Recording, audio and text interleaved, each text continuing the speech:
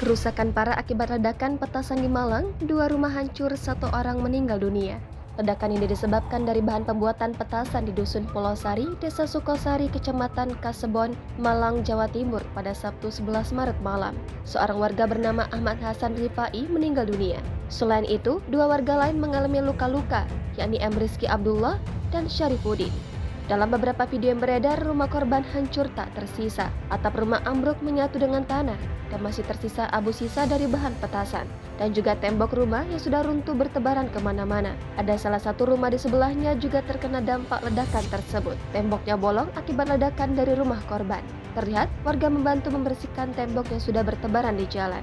Seorang warga sekitar, Kusrin, mengatakan ledakan terjadi setelah warga selesai sholat maghrib. Tiba-tiba ada suara ledakan yang keras. Ia bergegas mendekati sumber suara ledakan dan menemukan 2 rumah yang sudah hancur. Seorang warga setempat, Johan, mengatakan korban yang meninggal dikenal sering membuat petasan sebelum bulan Ramadan. Menurutnya, korban meracik sendiri bahan petasannya. Johan merupakan teman bermainnya sejak kecil. Sejak SMK, korban membuat petasan dan sering melakukan eksperimen. Lebih lanjut, Johan mengatakan selama ini korban bekerja di Gresik, Jawa Timur. Rumah tempat korban membuat petasan merupakan rumah kosong yang dulu ditinggali oleh kakek korban yang sudah meninggal. Korban yang meninggal ditemukan dalam keadaan penuh luka bakar di beberapa bagian tubuh.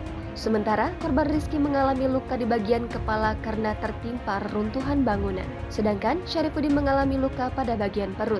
Korban yang meninggal dunia bernama Hasan telah dimakamkan di TPU setempat pada Sabtu 11 Maret malam sekitar pukul 23.00 waktu Indonesia Barat. Kapolsek Kasembon AKP Guguk Windu Hadi mengatakan korban meninggal saat berada di rumah kosong milik almarhum kakeknya.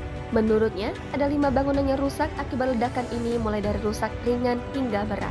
Tim Laboratorium Forensik Jawa Timur masih melakukan olah tempat kejadian perkara untuk memastikan penyebab ledakan.